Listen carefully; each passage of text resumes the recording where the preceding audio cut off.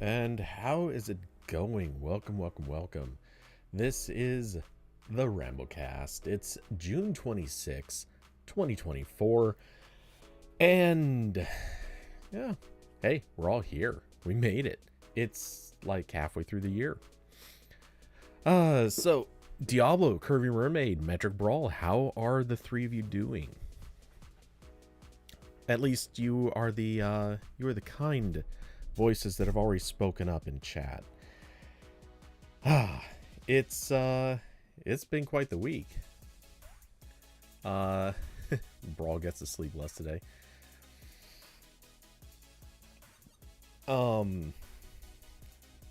Hey, Hoopy. Welcome. You didn't speak up earlier. Let's see. Prime Day next month. So, yes, I was actually, that funny enough, was the first slide that I had, or slide. It's the first page that I had open. I should probably resize that so it actually looks right. Yeah, nothing's gonna look right here. Well, maybe I'll move it to the center. There we go. That looks a little better. So, yeah, Prime Day.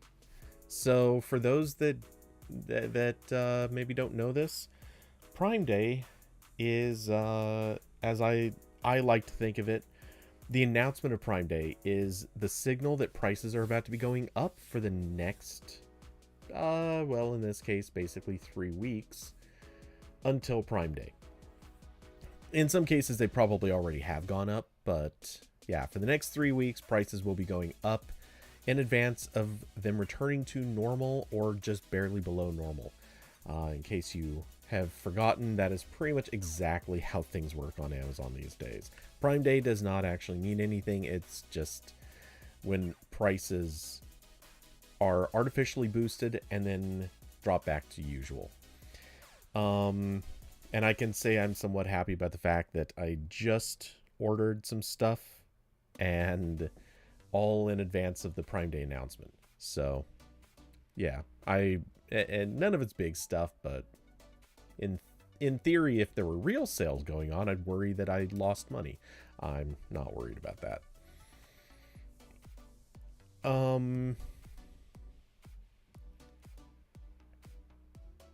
Metric Brawl, you went from not buying anything in like 2 months to full on getting a secondhand phone from a dead phone company.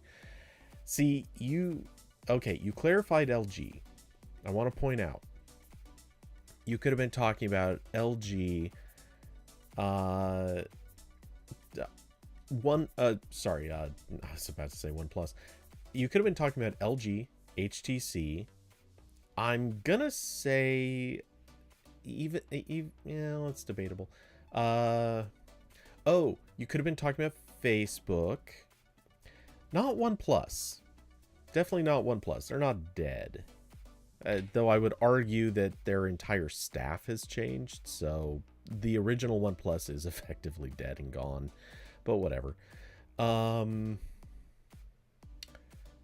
don't know. There are like so many others. Phone companies really, like, there was a time when smartphones were there were so many different companies making smartphones. Now we're down to really just Google, which is a more late entry, Samsung, technically Motorola, but I mean really, and well, obviously Apple. OnePlus. Is there anyone left? I mean, I guess technically Asus still makes the ROG phones. Like, the list is so much shorter than it used. Oh, Sony technically still makes phones ish. Awesome. And all the trap phones. Yes, exactly. So yeah, there's which are made by the FBI and CIA. We must not forget the Freedom Phone. You know, the one that helps you escape from censorship and spying. and also helps you escape from having any useful apps. Oh, but yeah, anyway, let's see. Metric Brawl. If I hated myself that much, I still wouldn't buy Facebook phones. Look, nobody bought that phone. People bought that phone about as much as they bought the Fire phone. Which, that will never not be a funny thing. So, let's see. You snatched an LG Velvet for 150 USD. Honestly, I think you overpaid. I don't really remember anything about the LG Velvet, but frankly, anything over about 75 bucks for an LG phone at this stage feels like very likely overpaying.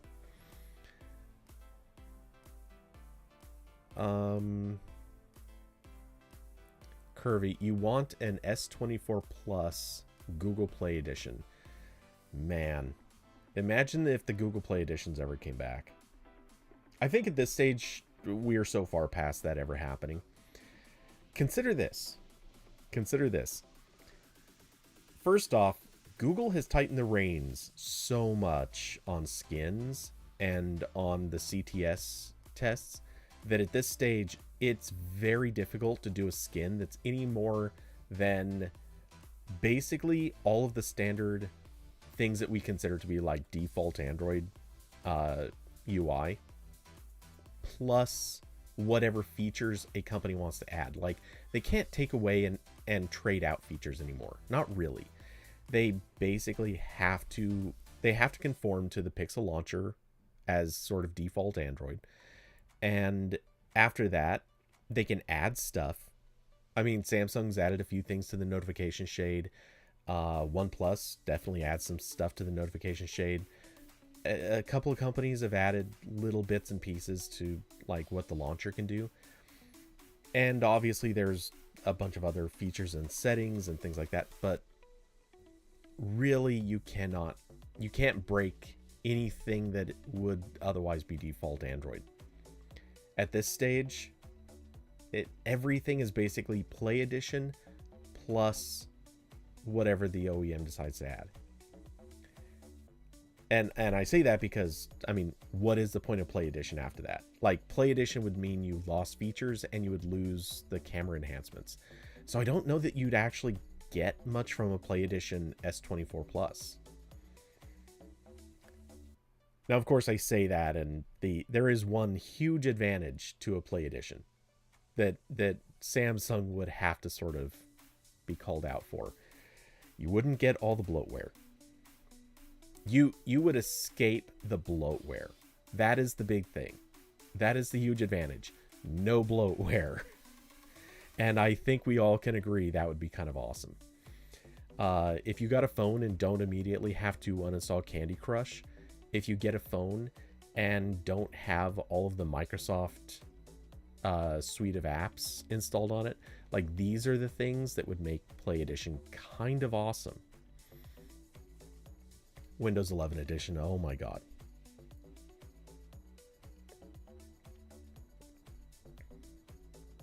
That's wow.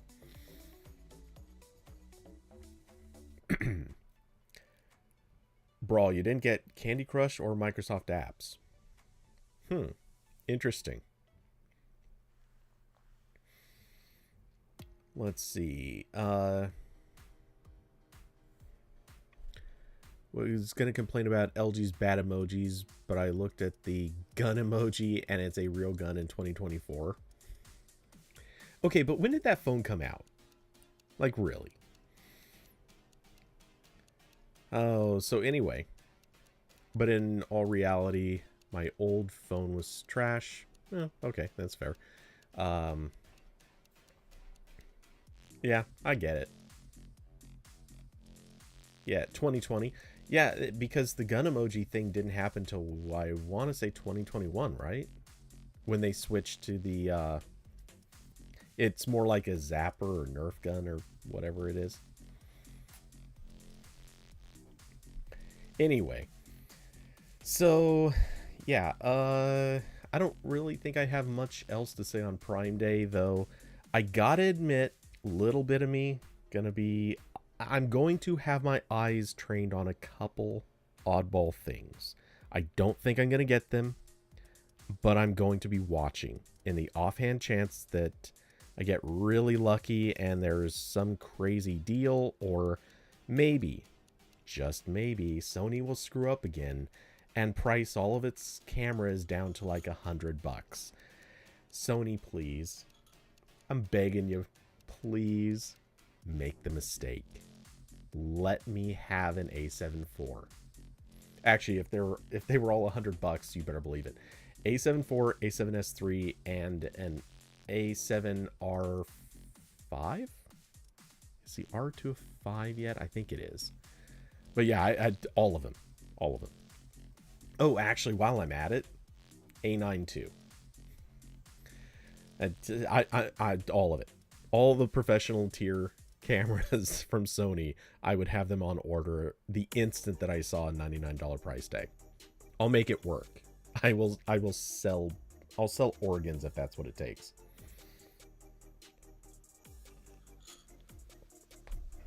Anyway, the iOS 6 gun emoji is a revolver still. Okay, that's kind of baller.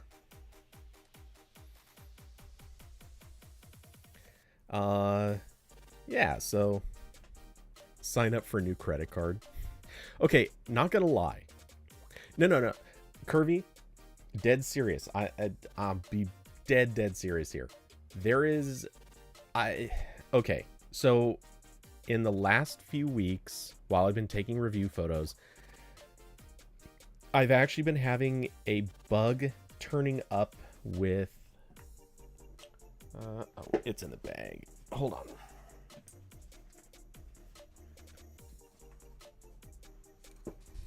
I've been having a bug with this lens.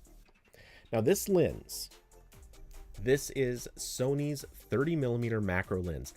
This is one of those magical little lenses that is stupid good for its price. Price, okay, it's been a while since I've looked, but I think it's $250, which, okay, to some people they're going, oh my god, that's expensive. No, trust me, that's a pretty reasonable price for any lenses, any good lenses. And this is a macro lens that is super sharp. It works really nicely. It's a great lens.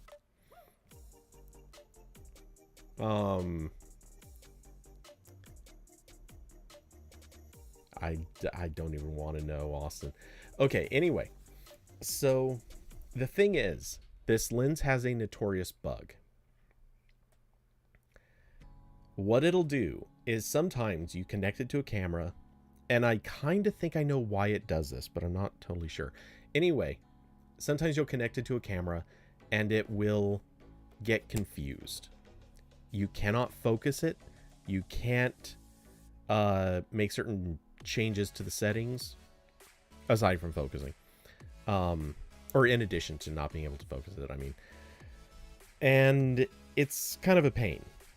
Now, if you know what you're doing, you can bump it out of that bug without too much trouble.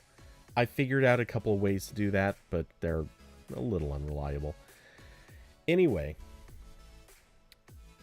for ages I have been kind of lusting after this other macro lens that Sony makes. Notoriously, does not have this bug. Very notably, this little macro lens is designed for crop sensor cameras. I do not use crop sensor cameras anymore. Instead, I use a full frame camera, and the one that I've been staring at is a full frame lens. So yeah, anyway, I've really wanted to get that lens for probably like 4 years now. There is, in all seriousness, I've kind of been casually, just idly thinking, you know, if I just got another credit card with for 0% APR, that's the only reason I would look at this. I could just make payments on this lens and pay, I don't know, it'd be like $100 a month or something. no interest, it'd be kind of worth it. I'm not going to do that. I'm not, believe me. I'm resisting, but I want to really bad. Anyway.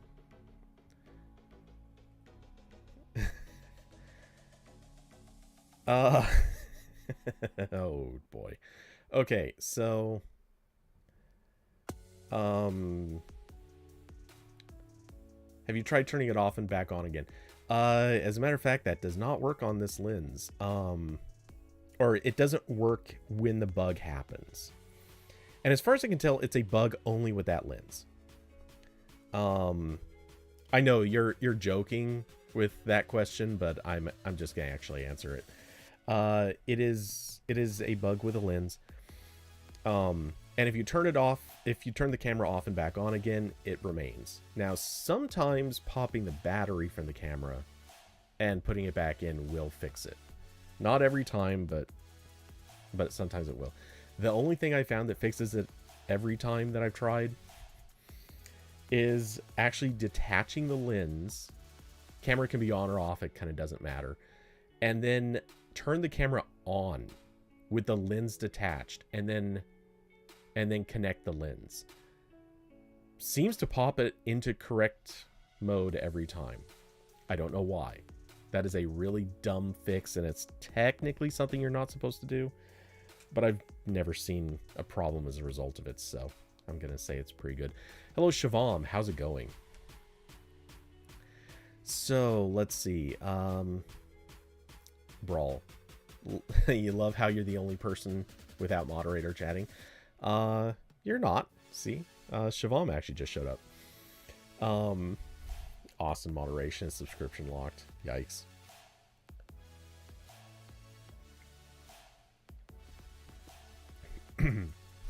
Awesome. You have to blow on it like a N64 cartridge.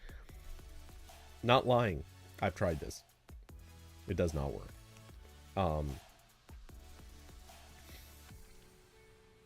You were the only one without mod. Yeah, that's fair. Okay, so let's see. Curvy. Gonna go make dinner real quick for the household. We'll leave the stream on in Chrome. All right, sounds good.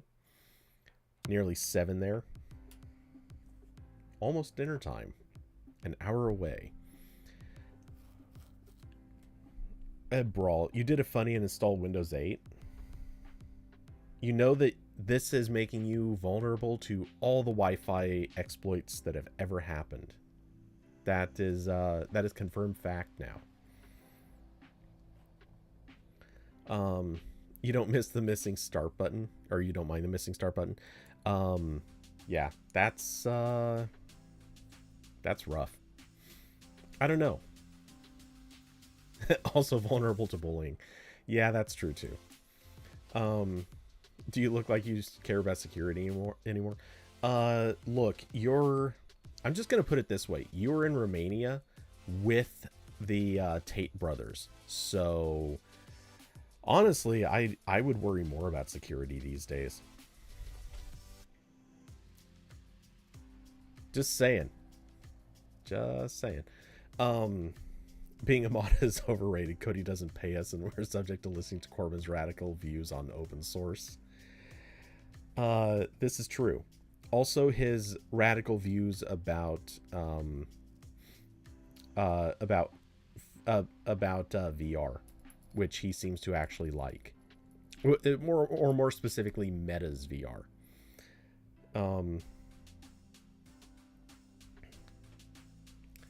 Yeah. Okay. So anyway, I should probably... Well, you know what? Let's just go straight into beating up on another company.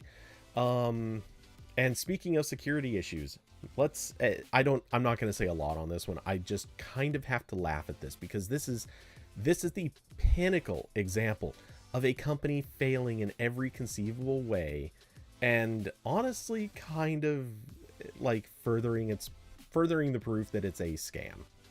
But the Rabbit R1, a new security issue has been exposed. It turns out that in the firmware, well, okay, actually, let me walk that one back a little bit. I don't know if it's in the firmware or the Android APK or somewhere else, but it actually has unencrypted API keys right there in the code, or in the compiled code.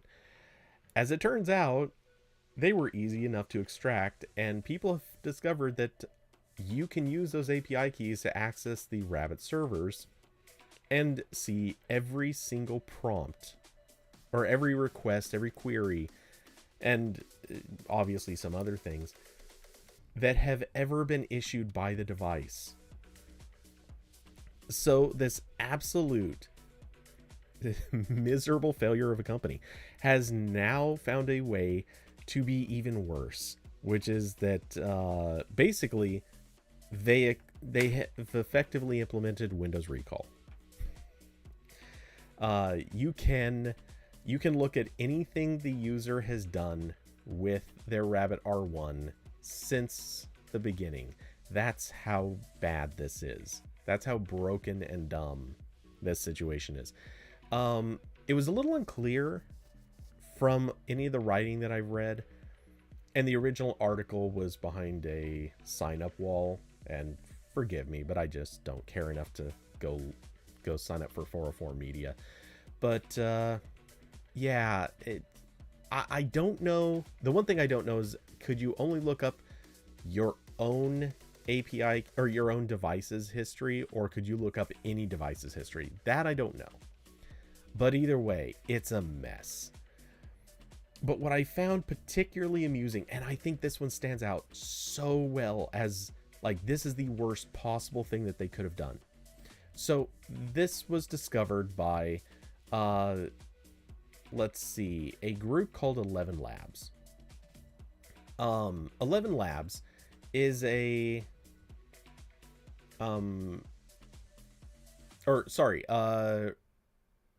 Rabbitude. That was the name I was looking for. The team behind Rabbitude. Rabbitude is a group that has basically kind of gotten into reverse engineering the Rabbit R1. They've been hacking around with it for quite a while. Discovered who knows how much. So yeah, one of the things that is kind of hilarious is after this was discovered, the company Rabbit decided to revoke the 11 Labs API key. 11 Labs is the text-to-speech service. So they just decided to pull that API key entirely, which caused a bunch of R1 devices to just stop working for a little while. This is how completely idiotic they are. They're just killing their own devices kind of by accident. So yeah, these guys are, I'm sorry, but they're chumps. They are failing so miserably at this. I give it a matter of weeks before this company is worth like 5 to 6 digit values. They definitely will not be worth 7 digits very, very soon. Assuming they even are now. I honestly don't know if they're even worth $1 million. So anyway, yeah, I think this is just, it's one of those almost, I'm going to call it the feel-good story of the week, because it's just so silly. Okay, so, Brawl, you remember someone installing Lineage OS on the R1? Yeah, that definitely happened. Some people have managed to effectively turn it into a phone, which went swimmingly, I'm sure. Let's see. Something tells me Rabbit is ran by someone from the Balkans that has no effing idea what they're doing. Even better, it's run by a known scammer. Or wait, was that? Oh, no, sorry, that's Humane. Wait, was that Humane AI or was that Rabbit R1? Now I don't remember. One of them was run by a known scammer. I want to say it's Rabbit AI. Or, sorry, yeah, I want to say it's Rabbit. It was a guy who was running a crypto scam prior to Um, yep. Okay, it was Rabbit. Good. Confirmation from chat. Yeah, they were running a crypto scam. Same guy. And his scam was literally like promising everything. It was the full range of buzzwords, buzz phrases, everything. Metric Brawl. All of this is reminding you of that Escobar Inc. company. Oh no, Escobar. This is a weird thing to say, but Escobar was more legitimate. That's wild, I know, but it was actually more legitimate than this. Humane. The thing is, we don't know as much about Humane. To me, I'm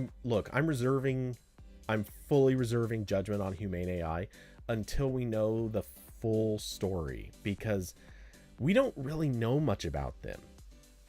They kind of popped up, and the details of that company, the leadership of that company, they are way, way better at keeping details under wraps. Rabbit R1, they were dumb. Like, they straight up had the exact same chump of a guy up doing talks about Rabbit R1, who was, a year earlier trying to peddle his crypto scheme. And that crypto scheme for Brawl, just to give you a little taste of what was involved. That crypto scheme, the guy was promising, first off, that if you bought into the crypto, that one, it would give you access to a VR world that supposedly was going to have like high-end gaming, and it would all be tradable, and you'd have like your own spaces and stuff like that. Okay, that's one step of it, which fine. A few crypto schemes have tried to level that same stuff. They were also promising that it was a not just a green crypto, but that it was going to be carbon negative crypto, because what they were going to do was, with whatever money you spent buying into the crypto, they were supposedly going to set up solar panels, and that those solar panels would be generating electricity that would feed into keeping the crypto network running. But not only that, they would actually feed back into the grid with so much more power that the crypto you bought would actually be making money off of feeding the power grid. But not only that, anything and everything that they did was supposedly going to be so green that any of the costs, and so mining rig, supposedly there was no crypto mining, except in theory there might have been. There was some talk about there being mining too, but somehow the solar panels were going to counteract all of this. Which, look, solar is pretty effective. It is, but not that effective. And this guy was promising everything. There were also things about supposed security, and that this was going to give you access to some other kind of network. It was a lot. It was so much. Yeah. And this same guy, a year and a half, 2 years later, whatever, he's peddling Rabbit R1, which is supposedly going to do all these amazing things, and only like two of the easiest things to do are even semi-functional now. It really doesn't do much else. So yeah, and the whole thing is turning out to be a mess. I love it. I really genuinely kind of love it. But anyway, switching gears. Oh, by the way, I should probably, just in case anybody wants to read this or look it up, there's the link to the Engadget post that I got this from.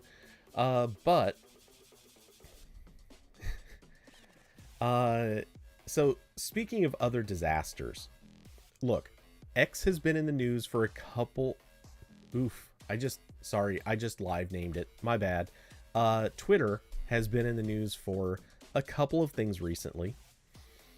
A couple of comedic things, I'm going to say. And Uh, there's no way not to sort of call out a few of them, but one that I'm particularly okay. So I'll quickly address the other one in a moment, but first this. The next premium feature is that they're going to shut off live streaming to anyone who is not a Twitter subscriber, or sorry, Twitter premium subscriber. So Twitter on iOS 6 still sort of works. Twitter on anything barely works.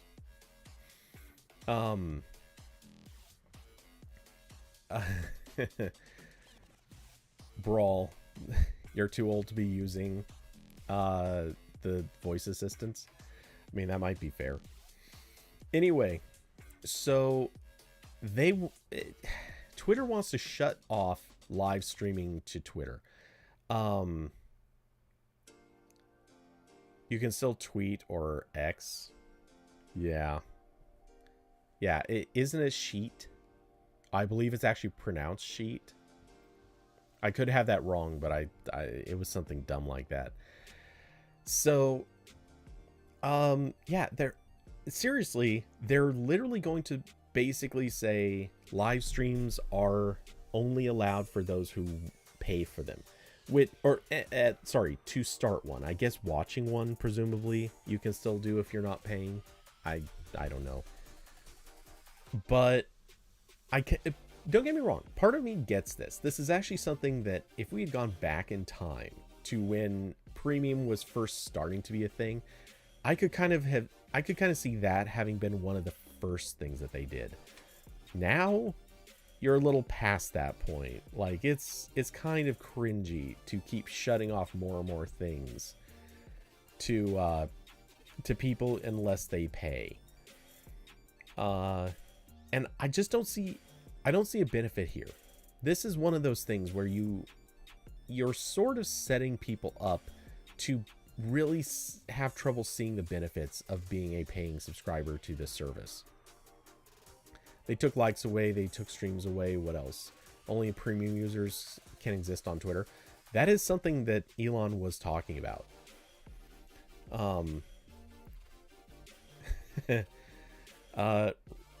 Nice, Diablo. Reading this sheet just makes me think a prawn live thing. I mean, they did just officially make that okay. Like it is officially okay. So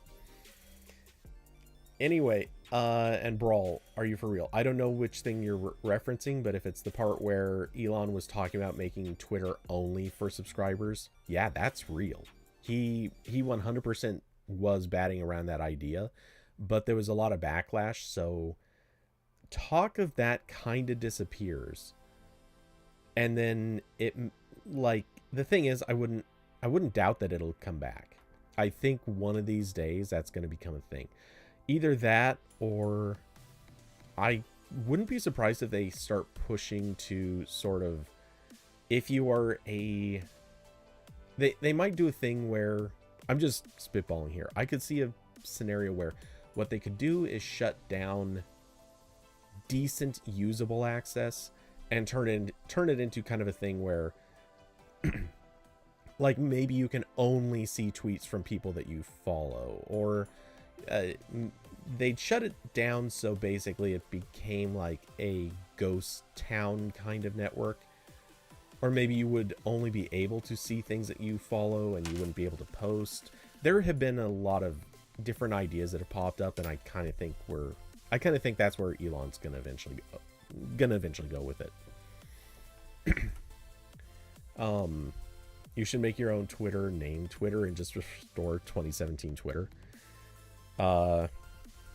Frankly, I almost kind of think Elon might go there someday.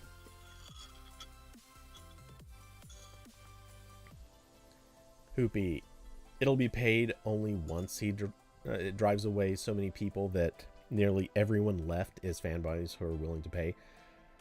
Honestly, I think we're getting close to that now. I don't believe anyone who says that their numbers are, like their usage numbers are high, because by all accounts, they are still counting all the bots, and the bots are running rampant. They are so out of control on all over the place now. Like, right now, like, I considered clicking, no joke, I considered clicking through on this tweet just to see what it says in the comments, just to show them off. And the first thought that I had is, no, I can't. The odds of porn bots in the first few tweets are way too high. So yeah, I literally just not going to do that. There's a streamer, I don't watch his streams, but I watch some of his YouTube videos. He was looking at some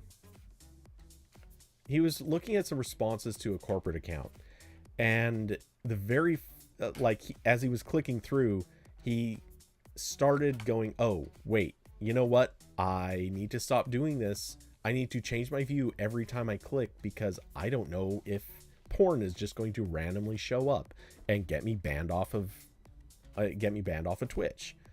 And it's like, yeah, that at this stage, that's just normal. Cause I mean, seriously, P in bio is kind of just the default phrase for half of those bots now, and nothing's done about them. And, you know, let's be honest, if Twitter could do anything about them, they would.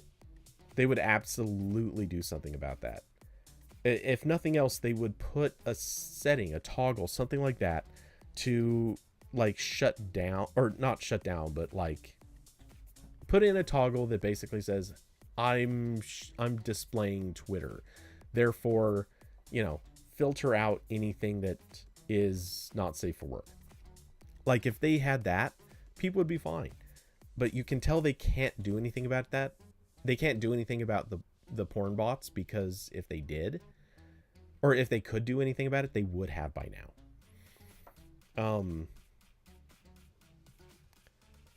Brawl, you were looking at Twitter with one of your friends and the first post was not safe for work. And that's on the For You page, which, is that what it's called? Thought it had a different name, but yikes. So bad.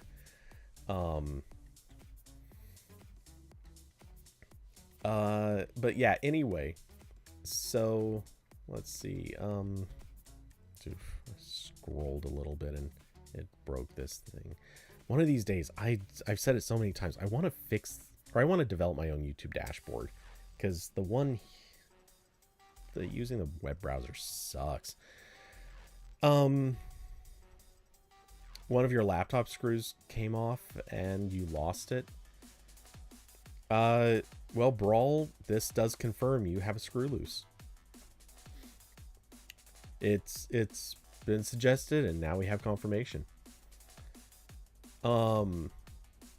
Sorry, there was no way not to make that joke. All right, let's see. So anyway, just to quickly also acknowledge this, because it just bears pointing out. Wait, let's see. Did I link to... No, I don't.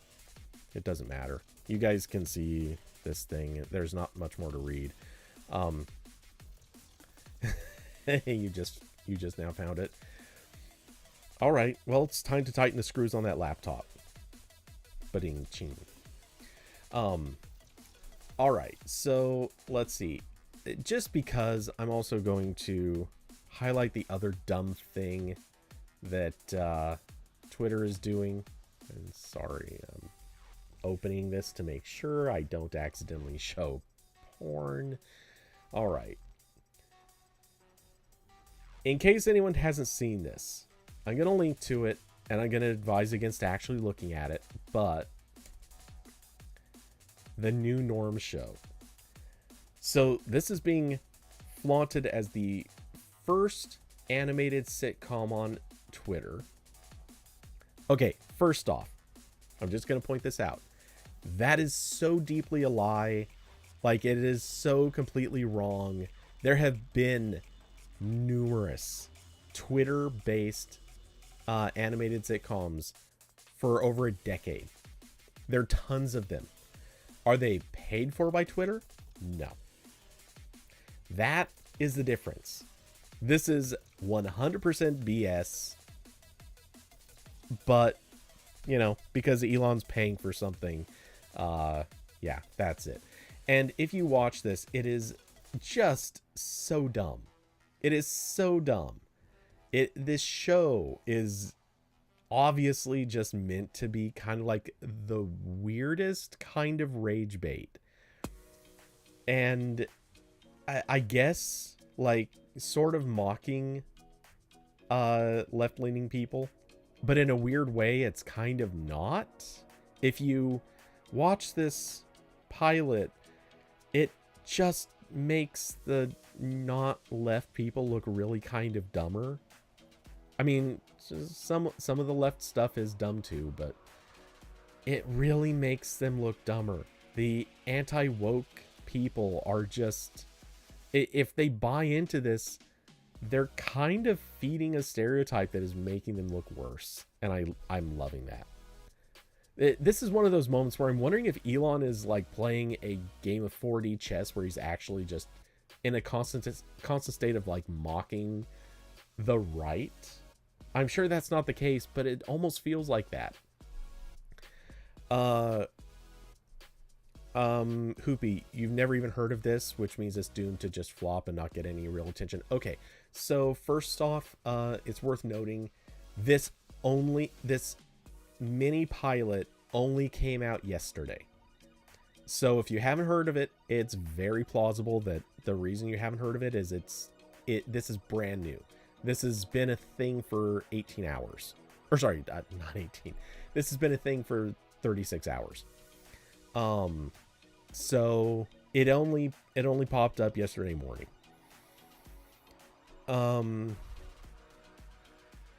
Oh yeah, that's also a thing. The animation's passable. It's not great, but it's passable. The voice acting is comically bad. Like, I mean, it's recorded well. It's clearly recorded in a studio. That's fine. But it's really, really just dumb and bad and janky. The dialogue sounds hokey in kind of that childish way. Not like what I almost want to compare it to. It doesn't look as good as this, but what I would almost compare it to is that show Velma that HBO Max whatever did. Yeah. And yes, that is an ankle strap on him. He is under house arrest. At one point he can't even make it as far as his door. And that if you see that red glowy thing on the little side table, that's the thing that yells at him every time he gets too far away. The reason he's under house arrest is because he went to the local school and yelled at them. That is apparently the reason he's under house arrest, is he went to the local school and yelled. So, yeah. And I don't remember what the deal was with the wooden spatula spoon thing, but yeah, that's also in there. Anyway, this thing is horrendous. It's something special. Hoopy, animation can be dealt with if the writing is good, but in every context, conservatives are incapable of humor. I mean, they're incapable of genuine humor, but man, they are so funny when they don't mean to be. I'm just saying, like, they're kind of hilarious when they don't intend it, which makes it all the better. It's kind of that classic, if everyone in the room is laughing and you look around and can't figure out why, you're the reason, or you're what they're laughing at.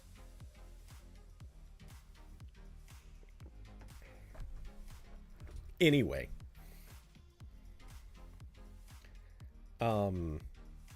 Diablo, yes, too true. Metric Brawl sounds like our art teacher, but he did not get house arrest. Yeah, I don't remember what this guy was at school yelling about, but I think it's because I want to say it's because something like his. Oh no, no, that was the other guy. Somebody's son decided to transition to being a daughter, and I can't remember. I think it's the other guy that comes over. Anyway, it doesn't matter. But yeah, it is just so catastrophically stupid. The show is going to become what I'm predicting is this show is going to become one of the most iconic examples of what people in 6 months are, what 6 months to 6 years are going to be mocking Elon Musk for. The fact that he is funneling money into doing this show. This will go down as one of the most memorable reasons for mocking him. It will become symbolic of his failures. That is my prediction.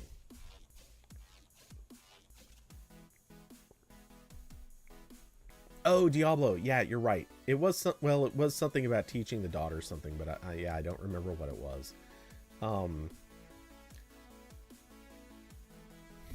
Awesome. So this RambleCast is just hype for the real RambleCast tomorrow. Hopefully he personally pushes this hard and becomes the new Elon Wario. Ooh, that. I feel like I've actually seen an Elon Wario meme before. But anyway.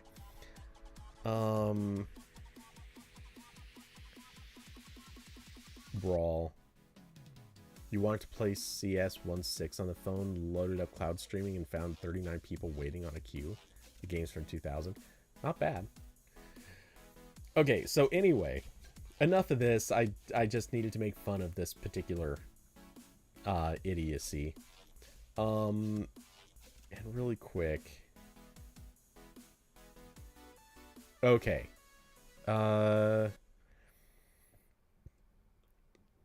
So there is another piece of idiocy that I'm going to highlight. I don't normally like calling out other. How do I call this out? I don't normally like calling people out. But every once in a while, it kind of needs to be done. Because it just... Yeah, okay, fine. I shouldn't, but... So, a writer at a particular site that is maybe kind of notorious for being sort of clickbaity and sad,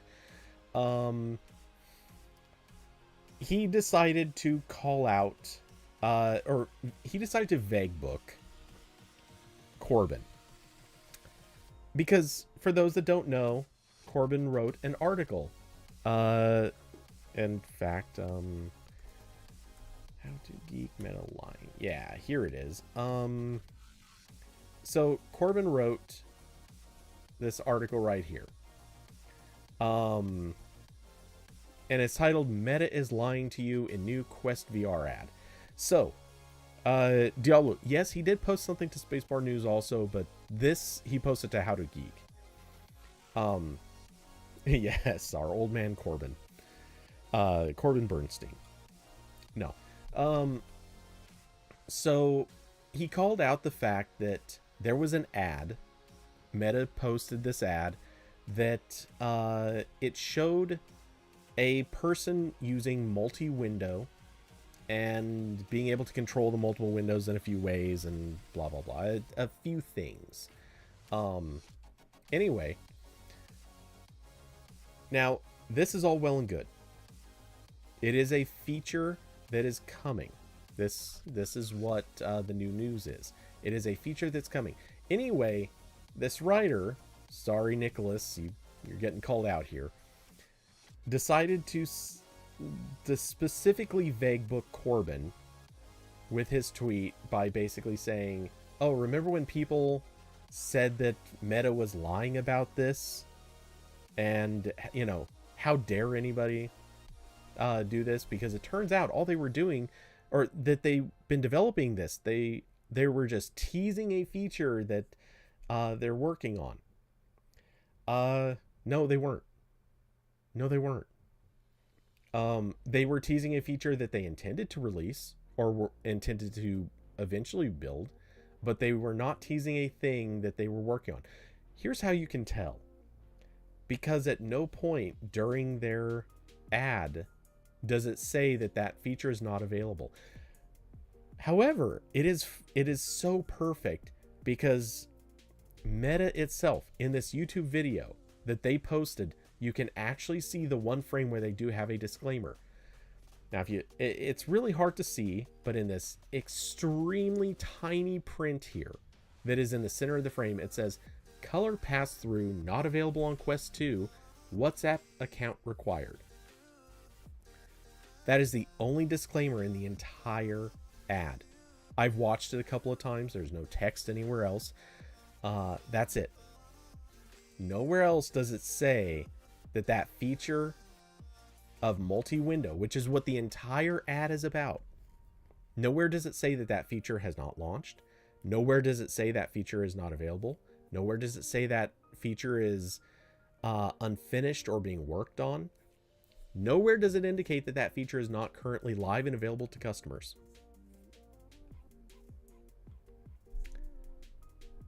So who here thinks that Meta is being above board and telling the truth? Could it be a mistake? Sure, that's possible. But mistakes, as many people will point out, are not exactly okay under the law. So I decided to call him out on this. As I put it, this feature is not live, right? And it was shown prominently in an ad, right? And that ad didn't include a visible disclaimer indicating the feature wasn't available yet. Yeah, that is in fact textbook false advertising.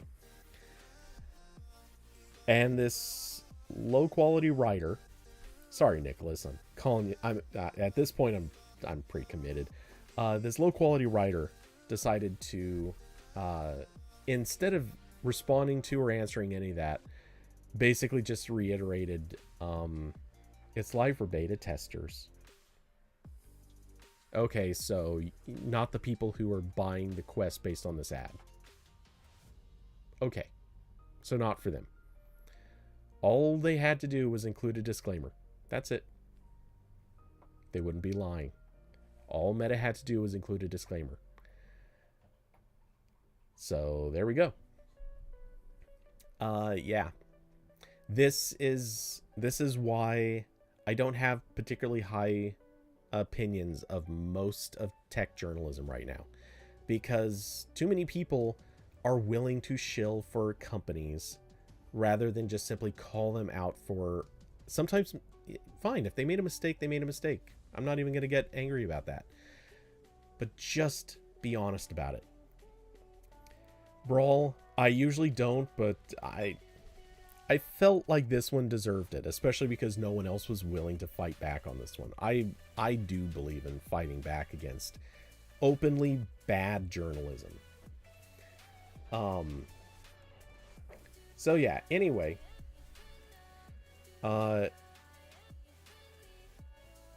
Let's see. Sorry, quickly skimming through comments to make sure I'm not skipping anything. Multi-window. So it's multi-window in the sense of you can have multiple. It's not really multi-window. It's multi-display.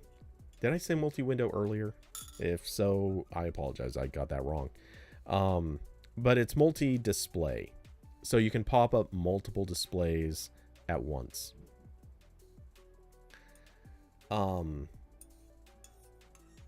And if I remember, move them around. So you can have like one display in one place, another display in another, etc., etc. Anyway, you're welcome to go read the details on this. I'll also paste the link for How to Geek in case you want to also look it up on there. Okay. And yeah, it's basically multi-monitor. That is the idea. But it's on a headset, which I know some people are going to look at that and have different feelings. This is something I really want. Like, I want to be able to kick back in bed wearing a headset and have like a giant ultra wide in front of me instead of a laptop screen. To me, this is a really, really cool feature that should exist and currently really doesn't.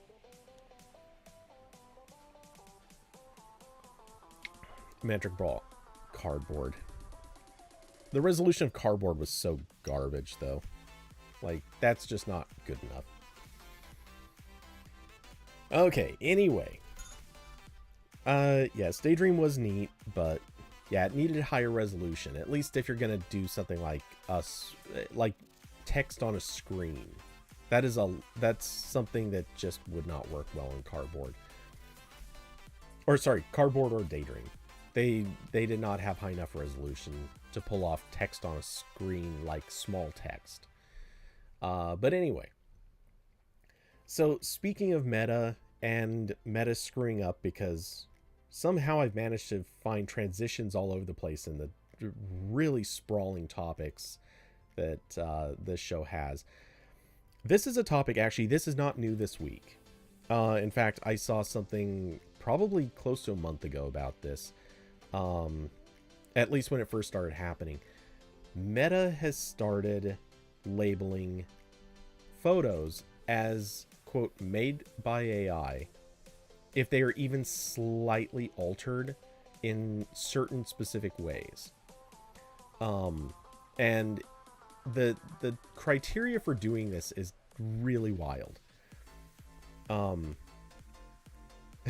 If it's not written by Corbin, you ain't reading it. Dare you to say that to your teachers?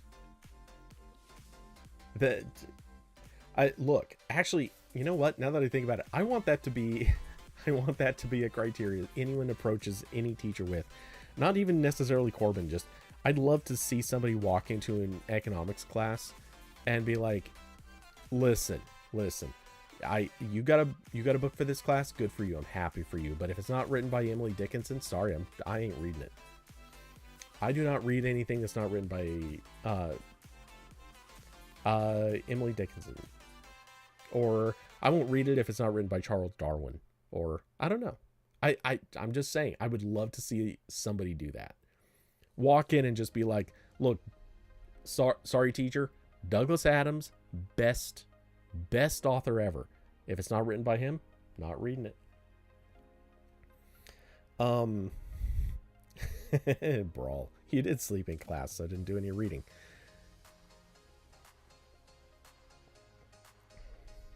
Me at my performance review. Was this written by Corbin? Anyway, so Meta is labeling a bunch of stuff as made by AI. I almost saved this because I kind of want to have a discussion with Corbin about this on a broader sense.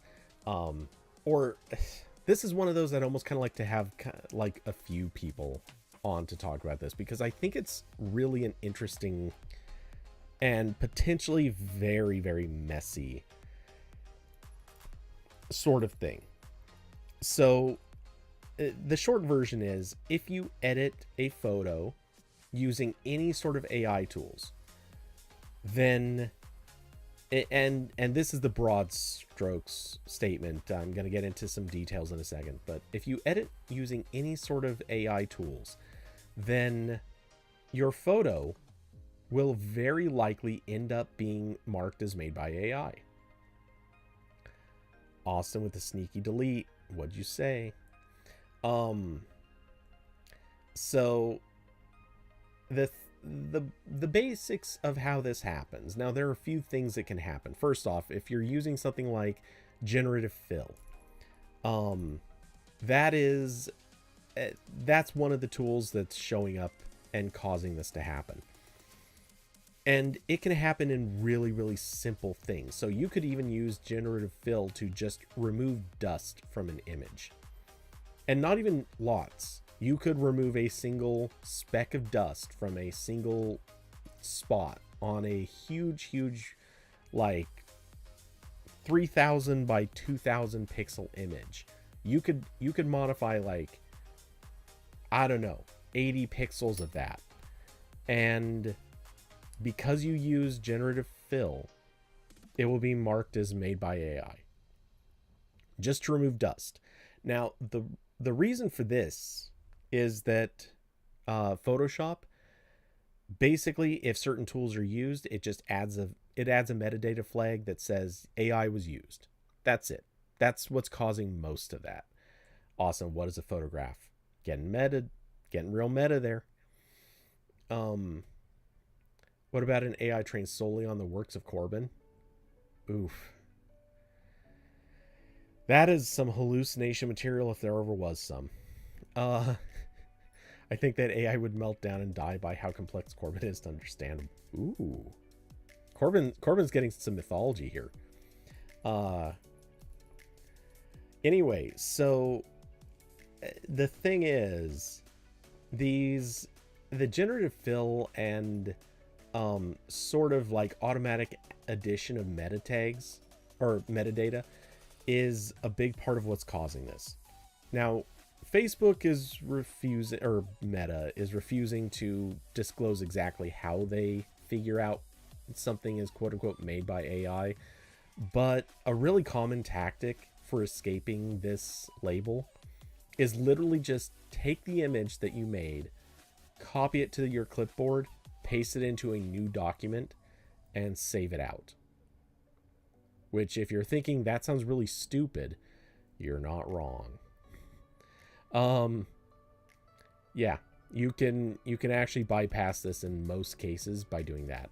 There are a few other instances where you can also get the made by AI label, even if you don't have the metadata tag that says AI was used. But it's rare, and it's usually only when something looks extremely fishy. So presumably Meta probably has some sort of heuristic that identifies like maybe weird colors or shapes that shouldn't possibly be real. I don't know, but it seems like it is almost entirely based on that tag though. So there's a way around this for now, but it's probably not going to last. What I find interesting and really kind of terrifying about this is, one, it's very likely going to start causing very like real photographers who are not using these tools. It's very likely going to start flagging a lot of them as using AI, and actually in some cases already has.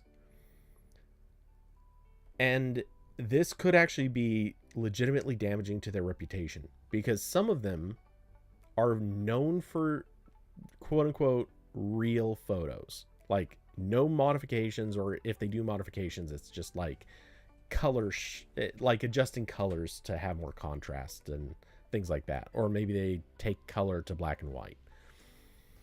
Otherwise, there are a lot of photographers that are known for doing things based on just original photos, no compositing, no editing, nothing weird, nothing hinky, and therefore AI would be obviously a really, really big no-no. And what I'm kind of looking forward to, because I think it's going to happen, is I think Meta is going to end up getting sued by photographers who feel like their reputations have been harmed. Just going to go out on a limb and say, I think that day is coming.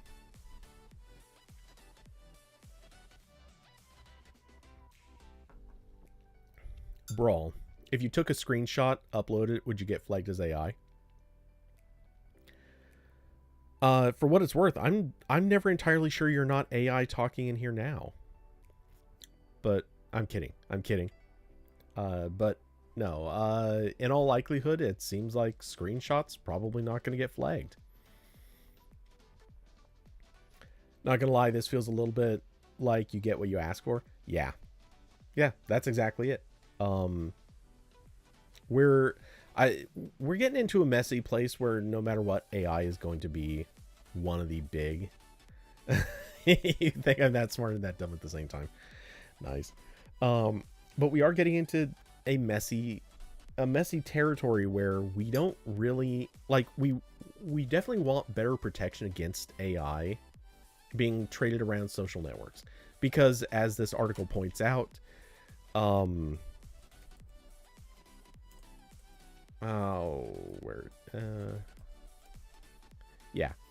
as this article points out, in February, Meta announced it would start adding made with AI labels to photos uploaded across Facebook, Instagram, and Threads ahead of this year's election season. Because, politics are where everyone is really concerned about AI becoming, well, it's the immediate thing everyone's concerned about AI being used to manipulate. Because we've already seen not even very good things being done that have some pretty wild effects. Anything from like slowing down video, where that was done to make Nancy Pelosi look like she was speaking in front of Congress drunk. That's the sort of thing that it's starting to look like we're probably going to just have massive problems with AI being used to generate anything and everything people can conceive of, based on the mountain of existing material of these people in front of camera, things that they've said, ways that they've spoken, their voices, their behaviors. Like, how much people will be able to discern as real or fake is really going to be in question. And at this stage, what I suspect is probably going to happen is we're also going to have a lot of problems where people actually do things. They're going to get caught doing those things. They're going to be recorded doing those things. And then they're going to say, no, I didn't do that thing. AI made it look like that. So these are pretty critical issues. This is actually going to become very, very crucial. The ability to detect AI made videos, photos, audio, everything like that. Where we're going to have problems is how good are those detection algorithms. Clearly, right now, the majority of what Meta is doing is just reading that metadata tag. That's it. By the way, I'm hating so much that the company is called Meta, and I have to keep referencing metadata. I should be saying EXIF, because that's what this actually is. There's an EXIF flag that they're using to identify that AI was being used. Anyway, this is definitely a problem. This is going to be getting worse. Honestly, it is going to get so much worse.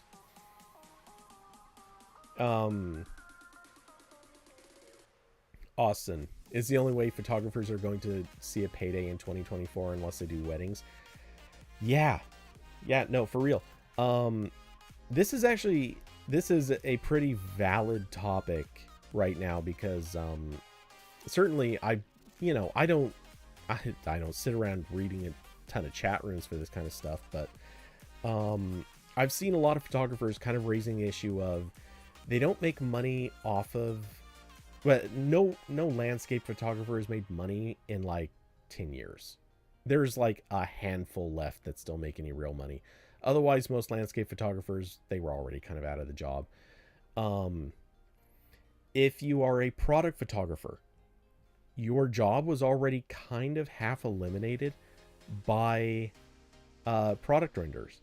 A lot of product renders are literally that. They are digitally rendered. They were not photos of the product. They were just renders that somebody made in any one of about a dozen different apps. And you can pay somebody to do a really top-notch render for surprisingly low money. So a lot of product photography has kind of been killed. Now that's not to say lifestyle photography isn't still a big part of products. And it does matter, but lifestyle photography is it's a much smaller niche. Plus, there are a lot of stock photographers or stock photography that gets done, and the stock photography, somebody takes the product renders and just photoshops it into the stock photos. So there's also an unreasonable amount of that kind of stuff that's making its way in. So yeah, I mean, what you're saying is true. It's you know, I know that you're saying it kind of flippantly, but I'm just going to add it's weddings, baby photos, and event photography. And by event photography, obviously weddings are an event, but add to it things like concerts. There's gonna be like political events, things like that. Like, these are the only places where photographers are likely to be making a decent amount of money at this stage, or at least coming up. Like, there's still a decent amount of money to be made as a photographer doing, like I said, like lifestyle photography. But pretty soon your photos really only matter, at least, you know, in those types of spaces. Your photos are really only going to be profitable if not for selling the photo itself, but for being able to use that photo in some other capacity. Like, if you're an influencer type, you can take a photo and actually make money off of being an influencer, not off the photo itself. You found somebody using a capacitor as an earring? That's a choice. You tried to get a CPU chain. Nice. And I feel like there's a good multi-threading joke in there, but I'm not going to try to make it. Anyway, so let's see. All right, companies that screwed up and are trying to fix it. Speaking of companies that screwed up and are trying to fix it. Yes, I did have a transition, though it is clunky. Google's Find My Device network. Last week, I talked about the Chipolo tags. Same issue with Pebblebee. I forgot to bring up the link for it, but Motorola, of course, it was announced just yesterday, I believe, that Motorola's got its own new tag coming out that it itself is going to have ultra wideband support and will be working with Google's Find My Device network. Anyway, Google is sending around a official statement, and by the way, I'm not going to make a big deal out of this, but The Verge keeps attributing this to one source. Oh no, we all got this. This went out to every person who reviewed or discussed any any tags. So just going to point that out. This was not a case of Google speaking with one person. This was Google's PR going on the damage control offensive. Anyway, the short version is, and this is really the short version. In fact, hold on. Let me see. I can read the actual quote to you instead of what The Verge sort of summarized it to be. All right. Here is the... Actually, can I... I can't show that without accidentally showing his name too. Okay. Anyway, a person, I don't know that I can attribute to this person's name specifically, but a person at Google sent this exact quote. It says specifically, "We are actively working to roll out enhancements to how the Find My Device network operates that will improve the speed and ability of locating lost items over the coming weeks. Devices are continuing to join the new Find My Device network, and we expect the network to grow, which will also help improve lost device findability. We encourage Bluetooth tag owners to change their Find My Device network setting to with network in all areas. to help improve the network's ability to find their lost items in lower traffic areas. And yes, this is attributed to a Google spokesperson. So, good thing I did not say this person's name. All right, so that's it. Oh, by the way, they are also going to be rolling out, or have rolled it out, to Portugal. So, that was also mentioned separately in the email. So yeah, that is the official statement. Google is committing to making the Find My Device network better. Metric Brawl, yes, these are the Bluetooth tags that are just like AirTags. And I'm honestly, look, this is not. I know that this is setting up for the I told you so's, but no, to an extent, like I called it, the thing I didn't call is I didn't think that it was going to be, oh, it's going to happen in the next few weeks. I thought this was going to take like 6 months. But I guess they realized that they were taking enough heat that they had to respond quicker. I don't know. Regardless, yeah, this was an inevitability. I think they had, and this, look, predicting this was too easy to predict, because how do you make the network worse? The only way they can make it worse is if they declared, yeah, we're just going to stop doing it. Like, we're just going to shut it down after we started it, which would sound like a Google thing to do. But in all practicality, yeah, it was very easy to predict. They were going to make this network better. I'm sure, they're not saying how they're going to do it, but they did highlight more devices coming on the network, and they did do the thing that everybody said that they should have done from the start, which is at least encouraging people to use the what was that setting called? With network in all areas. That setting. They did encourage that, or they are encouraging that. I think they just need to make that the default. Let people opt out, that's fine, but make it the default, because why not? Anyway, so we're getting closer and closer to this point where this is this is going to get fixed probably pretty quickly. And I think the other thing that they're going to do, and they didn't talk about it, or they didn't say anything about this specifically, but I think it's very predictable. They're probably going to change their algorithm to be more aggressive. Because right now it takes several devices to connect to a single lost tag and react to that. I have a feeling that they're probably going to change the timeout, or the connection time or identification time, whatever. I think they're probably going to shorten that timeout. And at the same time, I think they're probably going to make it require fewer devices in order to signal, hey, we found something. And they might do, because it's unclear, but the way it's been described, it might take multiple devices connecting to a lost tag at the same time before it triggers. I'm starting to get the impression that what they might do is shift it so that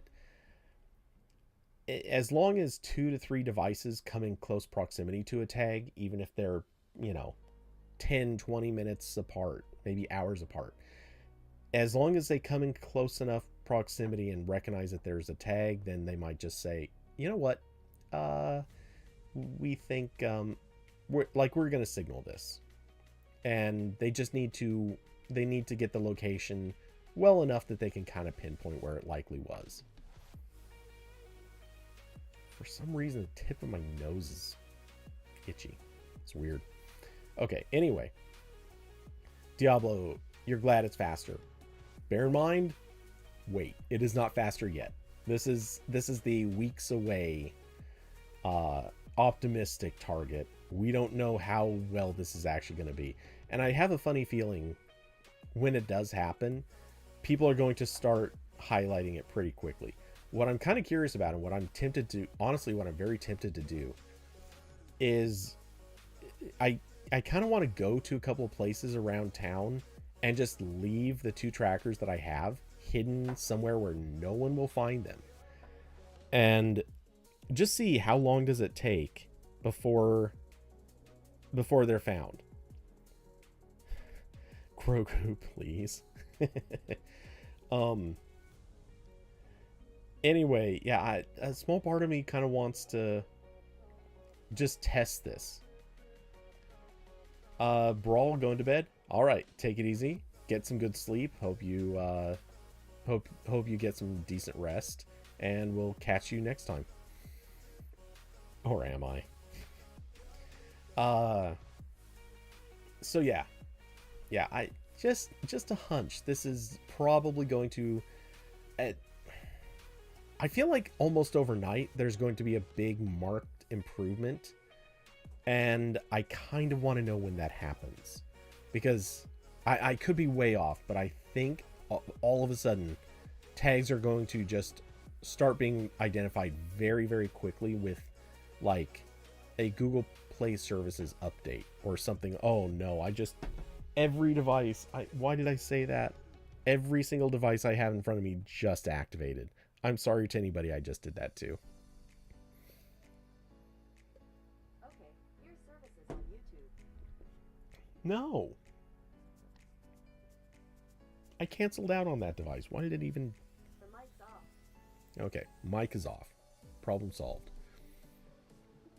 Okay, anyway, so that is my prediction. I think it's going to be kind of an overnight, or over a span of just a couple of days. I think that the Find My Device network is going to get much better very quickly. All right, good night, Brawl.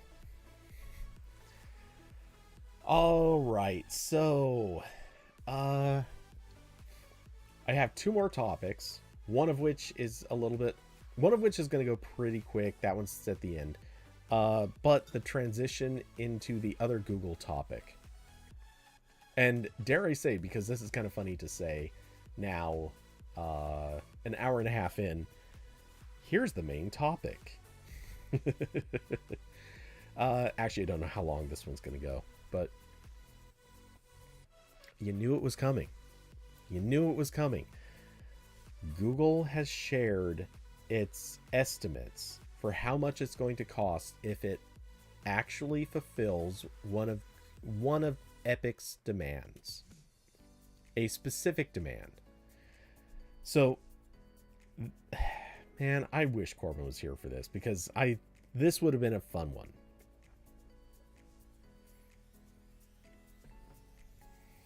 So, one of Epic's demands has been that they really want Google to make the Play Store host external stores, and that you would be able to install those you'd be able to install those third-party stores and then install apps from them with basically no friction. Google responded to say this is going to take a lot of time and it's going to be very expensive. How true is this?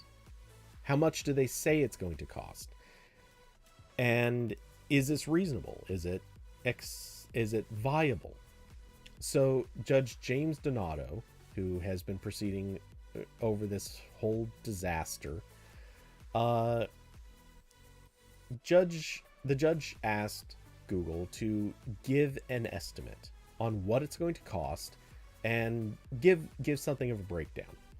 And Google did exactly that. So here it is. And I'll go over each of these points. I've got a few comments on a few of these things, but so on the low end, if things go very efficiently in theory, it's going to cost Google $61.3 million. And their estimate is it's going to take somewhere between a year and, let's say, 16 months. I think I think they might have ballparked maybe 18 months. Yeah. They estimated somewhere from 12 to 18 months. And upwards of 60 million to build. Okay. Now, of course, if on the high end, because they do give high end estimates, and The Verge pleasantly already did this math for us. On the high end, their estimate is it could take as much as $137 million. Now, whether or not these are realistic numbers, who knows? But okay, let's run through each of these steps. So, actually, wait. Before that, let me backtrack. Let's say the cost is going to be on the high end, $137 million. Is this actually a cost Google can shoulder? Well, as it turns out, the Play Store generates roughly $12 billion in profit in a single year. 12 billion in profit. And on the high end of their estimates, it could cost $137 million. So it's on the high end of the cost, it would cost Google 1.1% of their yearly profit in order to do what Epic is asking. 1.1%. Again, that's on the high end. If it's on the low end, it's roughly 0.5%. 0.5% of their profit. So, okay. If based on that, I think the judge, I'm guessing, I don't know this judge's thinking process, but I feel reasonably confident in saying, I think the judge would look at that and say, okay, the cost is not a problem for you. The time to complete, 12 to 16 months. I'm going to kind of dig into that in a second, but that's actually that's not an unreasonable duration for either side, in my opinion. I think Epic, looking at this, if Epic's getting their way, if they have to wait 12 to 16 months, I think Epic is going to look at this and say, you know what? No, that's okay. We can wait a year. That's fine. I think Google being able to get it done in 12 to 18 months, I think Google as a company is probably going to look at this and go, you know what? Yeah, you know, if we're forced to work on this, that's a decent amount of time. Is it enough time? Honestly, the way Google gets stuff done, I have my doubts. But let's just say it is. We don't know better, so let's just say it is. And Austin, yeah, Google probably would just lay off a few people, and that's how they pay for it. That does actually make a painful, sad amount of sense.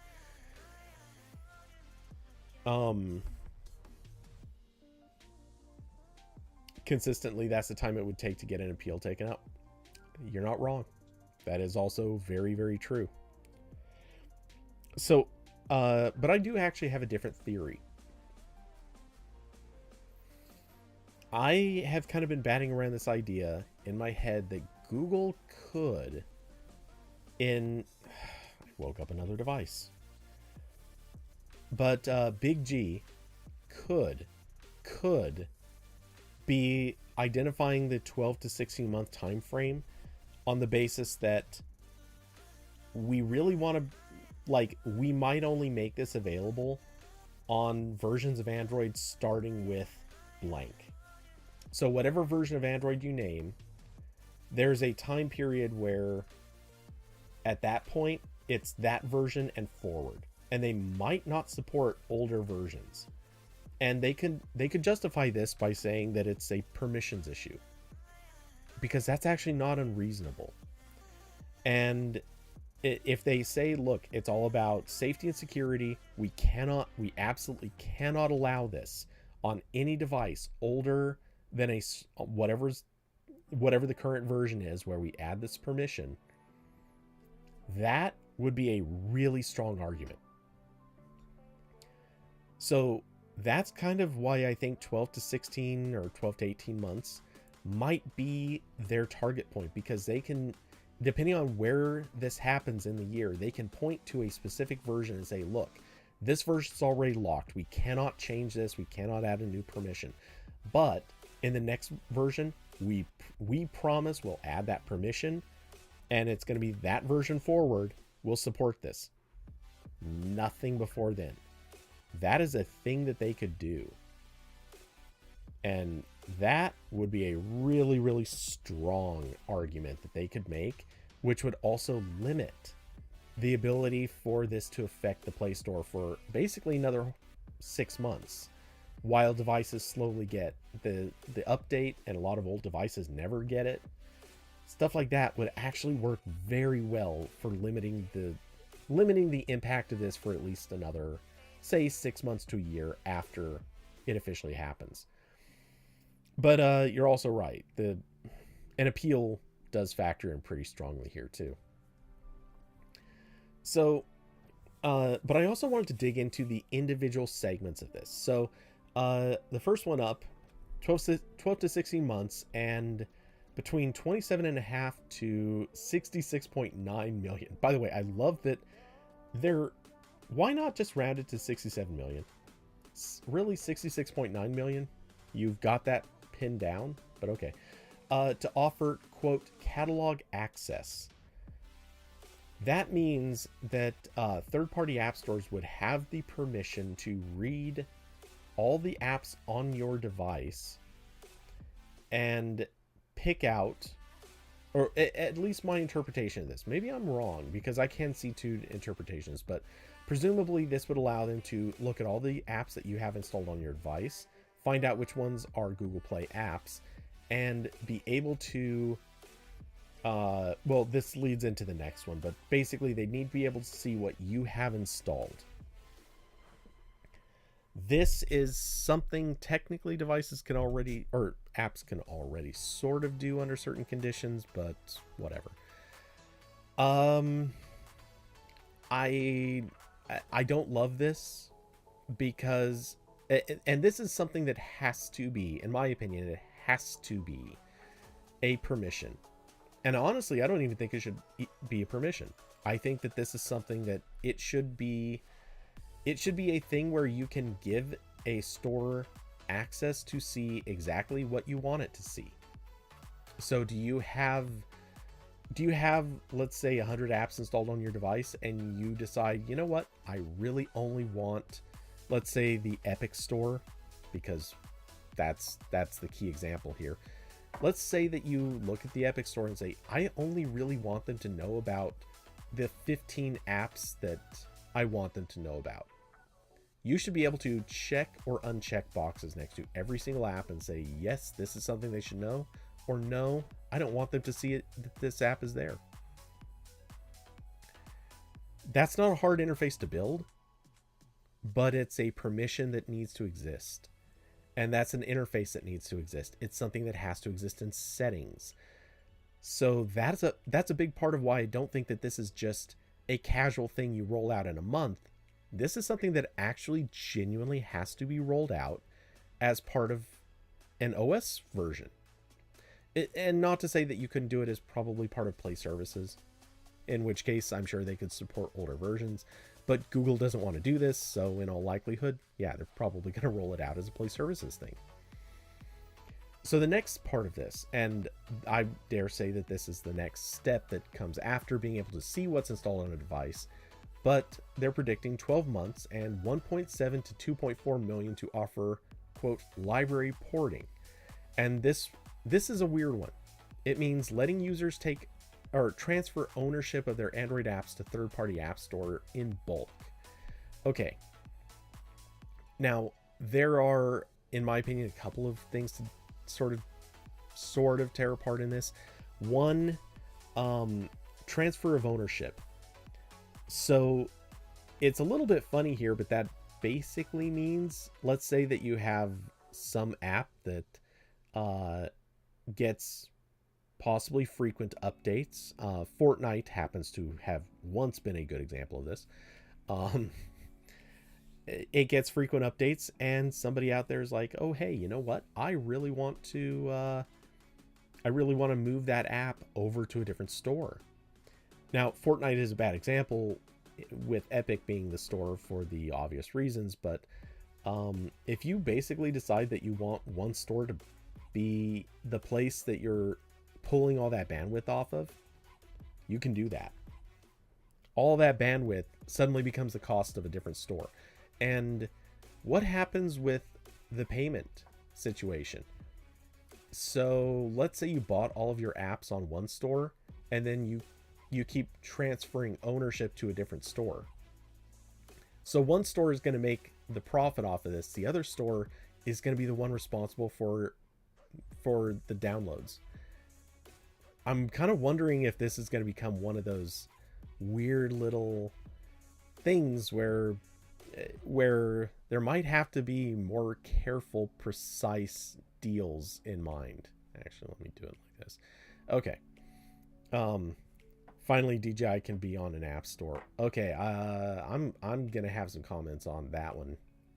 Since you brought it up, I'm gonna bring up some comments there. And look, I'm just gonna tell you right now, the short answer is it's not gonna happen. Doesn't matter who.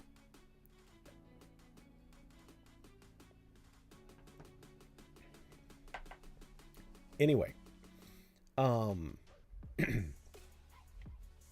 the way I can confidently say that, DJI never put its apps on Amazon's App Store. And in fact, no app store out there, at least outside of China. I don't know about app stores in China, but outside of China, no app store for Android. This, by the way, includes Samsung. None of them have DJI's current up-to-date versions of apps. That is specifically for Android, because yes, if you're an iPhone user, DJI does put its apps on there. There are reasons for this. The reasons that DJI has been attributed to are not real. But yeah, there you go.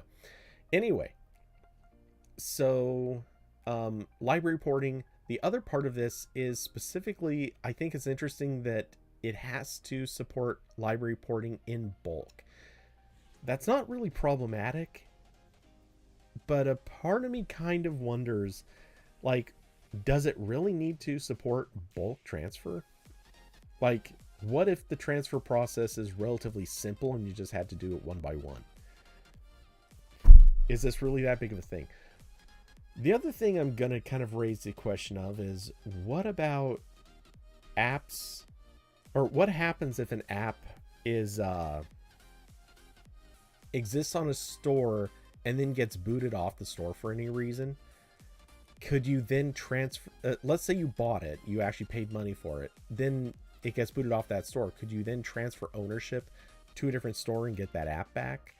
Or if the app gets booted off of a particular store and that's where you currently have your ownership set up, have you just now lost ownership of that app? It's just gone and you can never go to another store to get it without buying it again?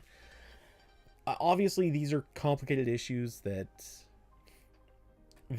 don't really have an easy, instantaneous answer. And I doubt Google is even necessarily planning or addressing these, but it does interest me because, oh boy, that could be wild. Also, what happens if somebody figures out a way to hack the system in some clever way to trick, let's say, Epic into giving you ownership of an app or a license to an app that you never actually paid for, by, somehow tricking it into thinking that you already had it on Google Play. I don't know if that's a realistic concern, but it is something that, look, we're seeing all kinds of crazy hacks lately. I would not rule this one out as a possibility. Okay, so the next one. 12 to 16 months and 32.1 to 67.7 million to distribute third-party app stores within Google Play. Ooh, that one's a special one. So, I think this is lunacy. I think this is offensive stupidity. It is tantamount to saying, you know what? We're going to force Sony to distribute Xbox Live, or wait, no. What is it called? Is that the right name? The Xbox streaming service.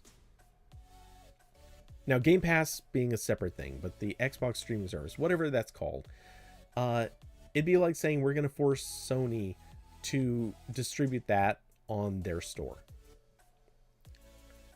Nobody would buy that.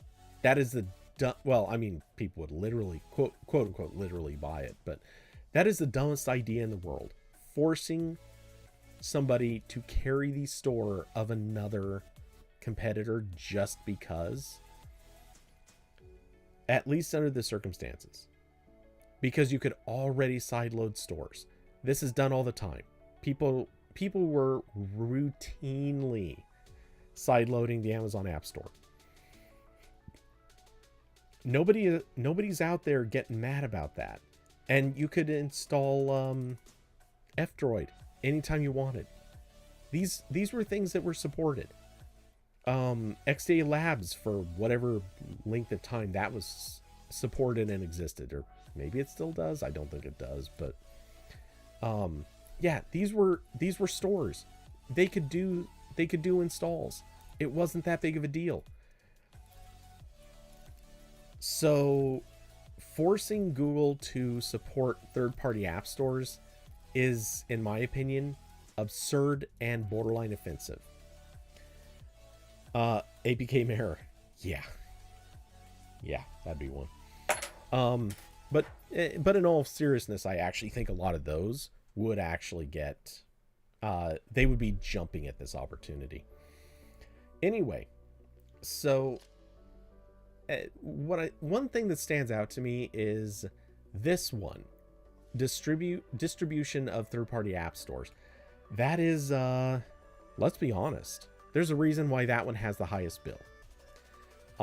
Because quite frankly, that very clearly is a thing Google does not want to be doing. And I don't think they should have to. I'm of the opinion that I can't think of a good reason why Google should be obligated to carry a competitor's store in their store. Especially if the other stores, Samsung, Amazon App Store, any of the others, if they're not forced to do it, Google shouldn't be either. And we all know they're not going to be forced to do it. So I think that this is going to be kind of a lost argument, in my opinion. If the judge forces this one, it's a problem.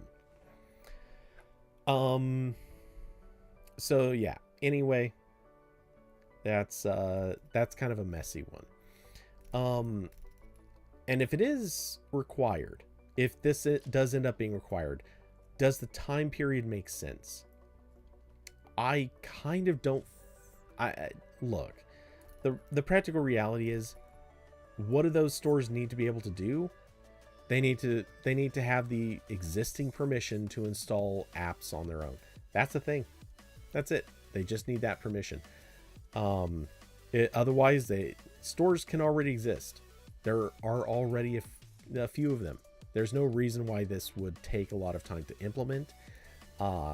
It's just the issue that they would obviously have to support it in the Play Store, which wouldn't be a hard thing to do. So, yeah, I don't think that this one, where the time is a factor, I don't think that's actually a real issue.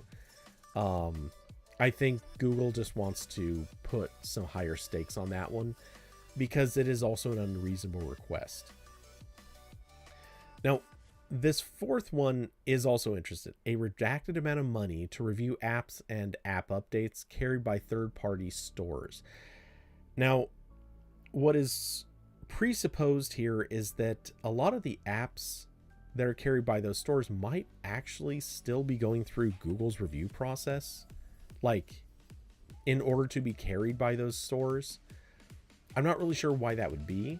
I'm kind of wondering if this is supposed to be more like, this almost creates an image in my head of Google would actually be the one still serving these stores, but third-party app stores would have their own pricing model and interface, but otherwise they wouldn't actually have to do that much. I don't think that that's what's intended here, but it would be an interesting notion. Regardless, I think that this is... It's interesting that Google is still raising this as an issue. And I'd kind of like to know how much money they put on there. We won't find that out possibly ever, but it would be an amusing read. Anyway, so I think I've made my point on at least why I don't think some of these things are reasonable, particularly the third step. But it is also kind of interesting to see how much Google thinks some of this is going to cost and why. I think the time frames are, again, very reasonable. I think the cost is actually very reasonable. I don't think Google is inflating this, because by the time you figure, in order to implement a lot of this stuff, you're probably going to have several large teams dedicating more than a small amount of time. And with the cost of the developers that are going to be involved, like, honestly, I think these prices are actually, or these expenses are going to be very practical. Maybe they're a little inflated, but probably not by that much. I mean, look, it's going to take a team a month probably just to implement library porting.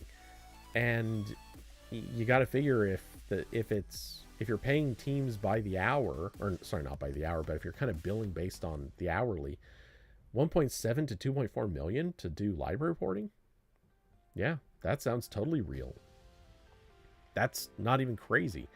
On the catalog access, that definitely seems on the high side, but you got to figure you're paying testers, you're paying developers who are going to be working with outside parties. Like, this is stuff that's going to cost a lot of money in development time, that is. So yeah, honestly, yeah, that money pays 60 Google devs 1 year salary. Exactly. Though these prices or these expenses are not unreasonable considering how many developers are actually going to be involved in any of these projects. And it's not like it's one team that's going to work on all of this stuff. It's probably multiple teams who each have to take various portions of the job. And look, if realistically, the real expense is probably going to be closer to the low side than the high side, but we don't know. And even if whether it's on the low side or high side, even if Google's overestimating even the low side by a significant portion, who cares? It's still not cheap. It's still going to be pretty pricey. And I think given the estimates that Google has given, it's actually not unreasonable to say that they're not trying to scare the judge with a high price tag.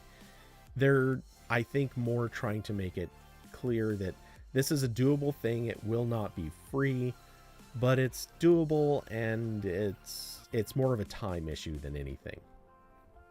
Which, in all likelihood, yes, is so that they can create a big enough gap that they can fight back against this with legal channels, and that they can so that they can minimize the impact of it for as long as possible. Ah, my nose is just itchy. It's so weird. Anyway, so the epic drama continues.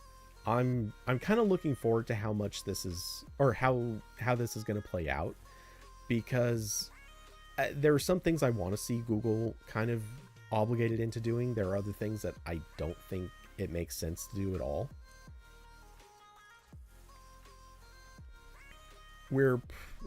But we get to be along for this ride.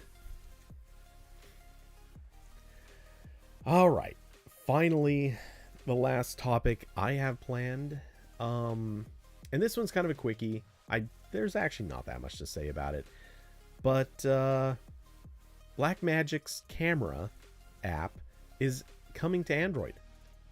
Or rather, it is actually now on Android. Sorry, not coming to. It is already available on Android.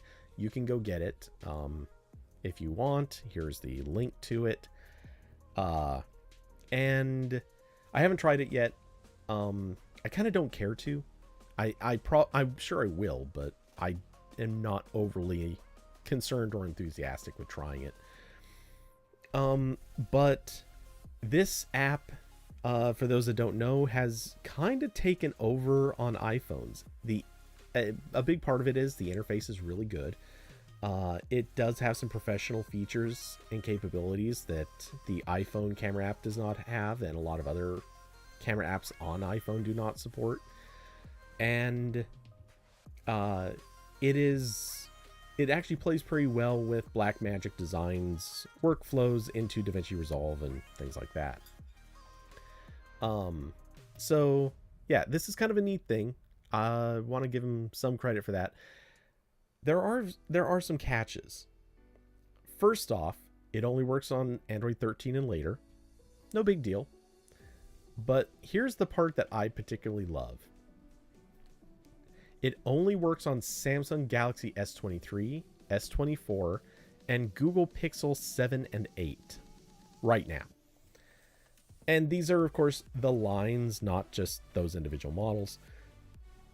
So it obviously includes the Pixel 7 and 8 Pros, the S23, S24 Ultra Plus, etc., etc. But yeah, so though it only works on those phones.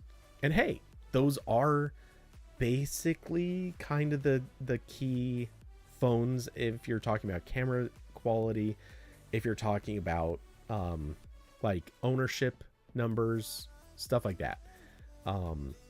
It's really just Samsung has the largest majority of phones, and then there's Google phones, which you kind of need to support because of the camera capability, and also just to look more credible. Whether or not this, and Blackmagic Design wouldn't answer if they're looking at other devices, but presumably, you know, they might be looking at maybe OnePlus. They might be looking at some others. Who knows? But yeah, I kind of think this is neat because they are known for having a really well thought out camera interface. This is something very few camera apps actually have. A lot of them try, but they don't do it very well. They tend to have some stuff in good places, and then they pile a lot of stuff into awkward positions. And I'm not going to say Blackmagic Design's interface is wonderful, but there are some really nice things about it. Just to pick out from this screenshot, which, okay, I guess I can't zoom in properly, but they do have a multicolor histogram that, for those that don't know, that is awesome. It's so good having a good proper multicolored histogram. They do have a good audio levels chart. You can very plainly see settings across the top, which they're not split out in a bunch of different spots. That's always kind of nice. And it happens to also show white balance and tint. Cheers. Thank you for including tint, because very few camera apps actually include that.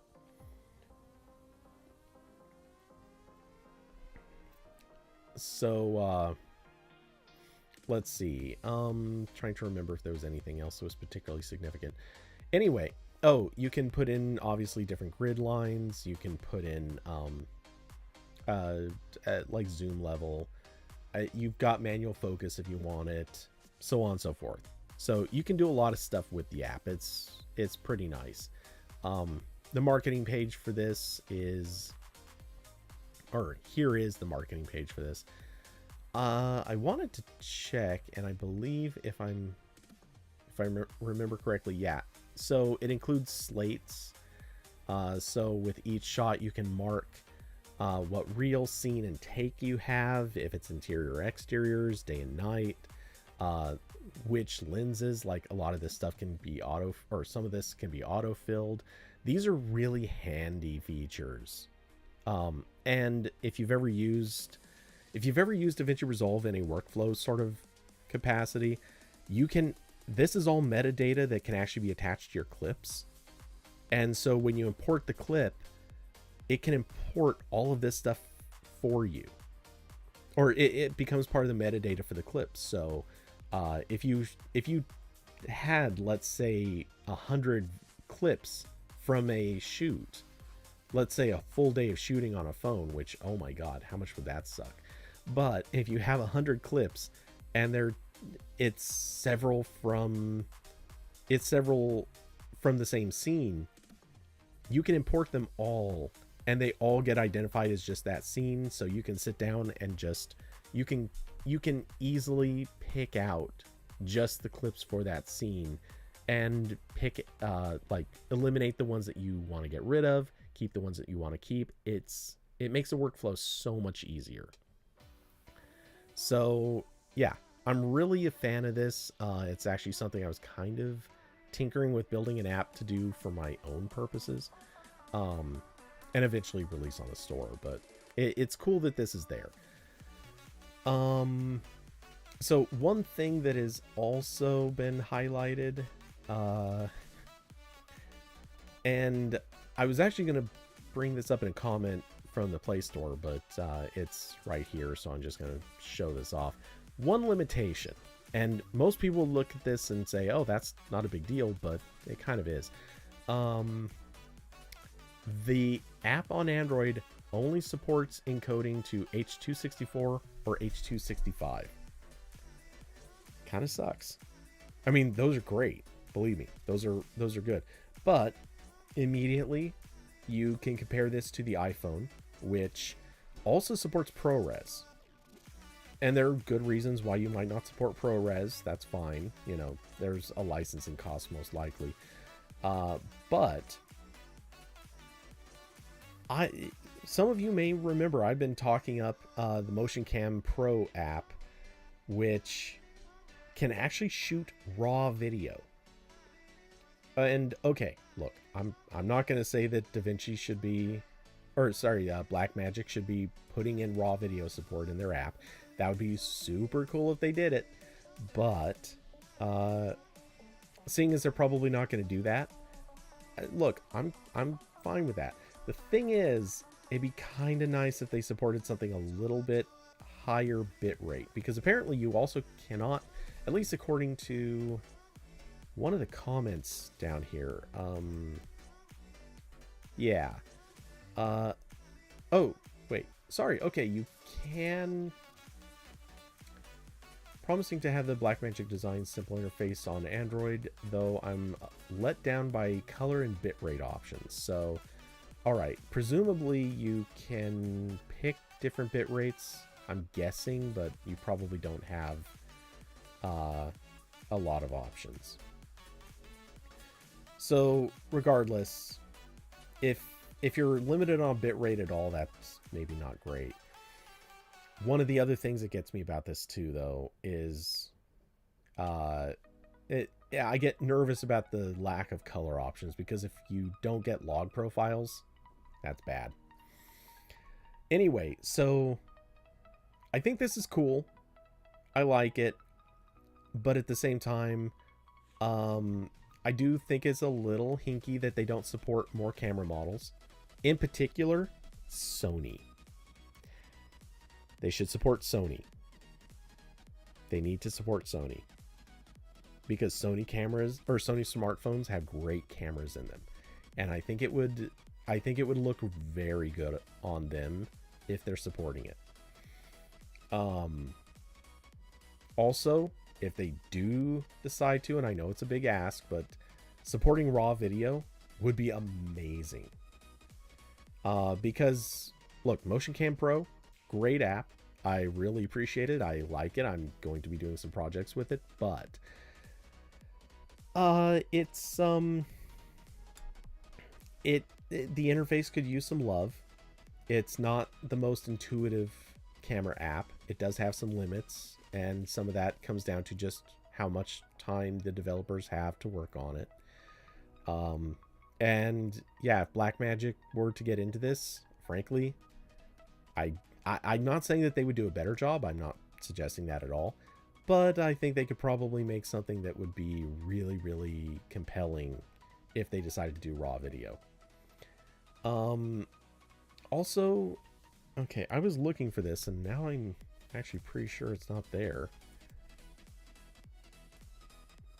Yeah, I see no mention of being able to load LUTs. That's ugly. I hope they support loading LUTs in here. I haven't checked it, but that is a must-have. For something like this, that is a must-have. Anyway, so yeah, I just think this is kind of neat. This is another one of those steps towards Android being taken more and more seriously for. I mean, Android was already taken seriously for photos. I think everyone can agree. When Pixels were owning the DxO Mark top of the chart for basically what, 5 years straight, something like that. And like it was no question, like the best photos were coming out of Pixel phones for a while. Nobody could even argue it. Even Apple stopped trying to argue that the best photos were coming out of Pixel phones. But then in every review, everyone sort of had to stand back and say, yeah, but the best video is still coming out of an iPhone. This is another step towards the maybe that doesn't have to be the way.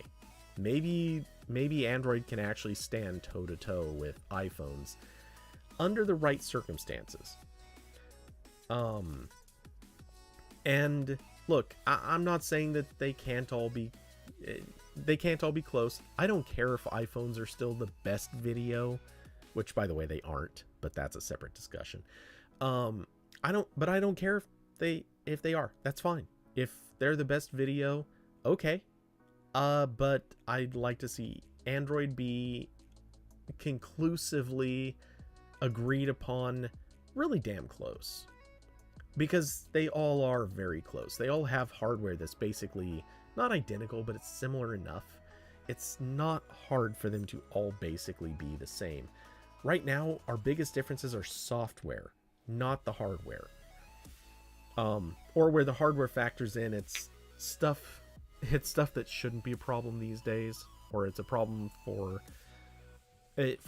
issues like bandwidth. Not because the lenses or sensors aren't as good. It's because the internal bus speeds on Pixel devices aren't high enough. And the limitation on Samsung devices tends to be the sensor and the lenses. I know some people are going to say, oh, but they're so good. No, they're actually the worst of the three. And when you look at Apple, their limitation is they won't let you do RAW. That's actually a software limitation. But and part of that is because they're trying to shoehorn you into using ProRes. So, well, that's not the only reason, but there are other factors. But yeah, they're all mostly limited by software at this stage. Or the hardware is a dumb reason, not the reason it actually should be. Or rather, not the reasons you'd expect. So we're getting to that point though where everyone should be able to compete on pretty equal even ground. And we're not there for dumb reasons. But the fact that Blackmagic Design is now going to support Android, and probably at increasing levels, I think that's great. That's wonderful, because it's going to bring more attention to Android. And I'm just going to say this because I know it just has to be said. I'm really hoping that this becomes the next step towards somebody making a camera. Not a smartphone camera, but a camera.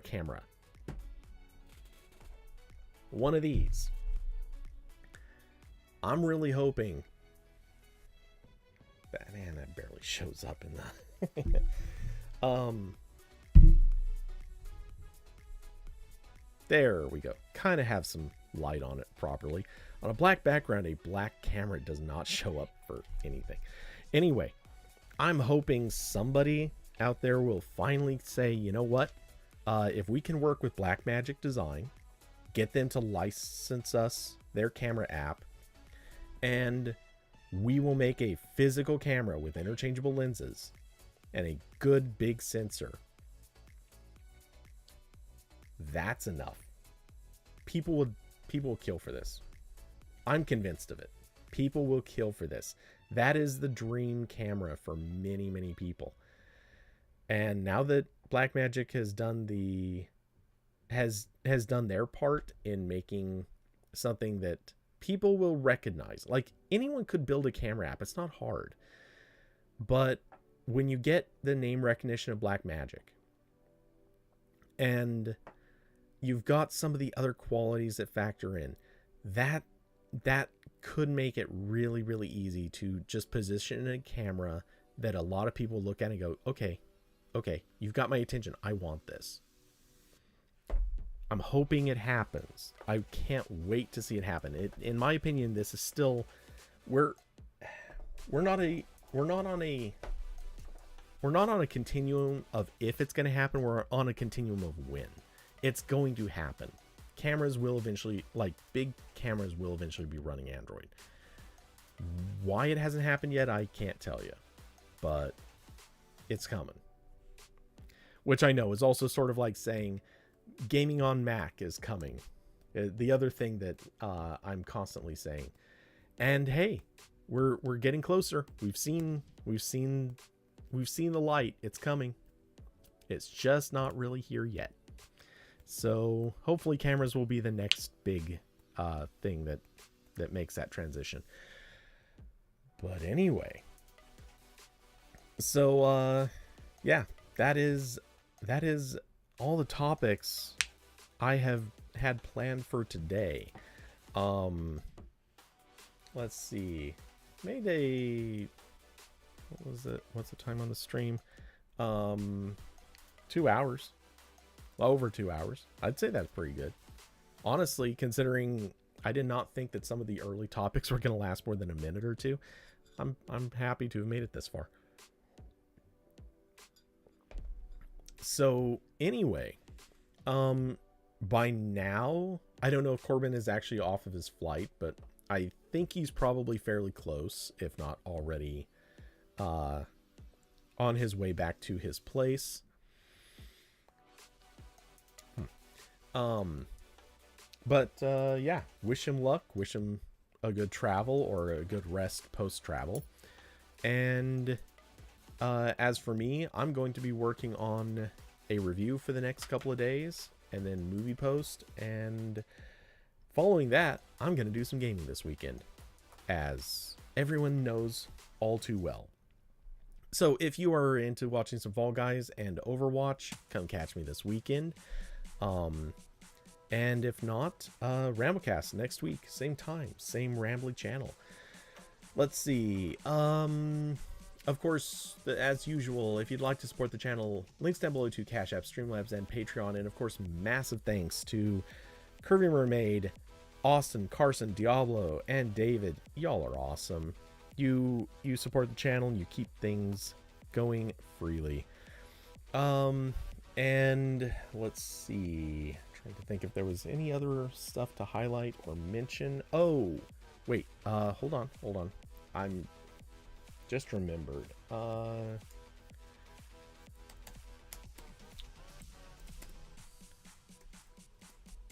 Is this officially announced yet? Okay, it is.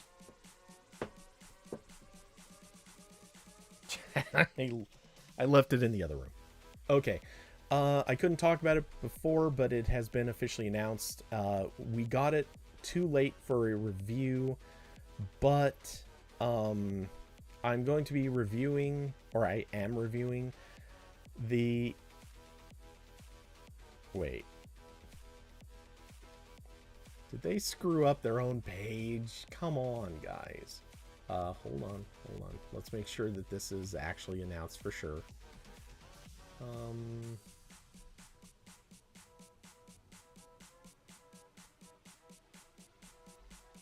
Is it not on their page?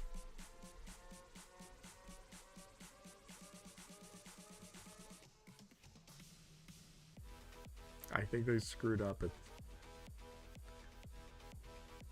I think their own store doesn't have it yet, but it is officially announced. Look, it's definitely a thing. Ramble is the day after, made by Google, so it'll work out this year. Oh, that's convenient. Good.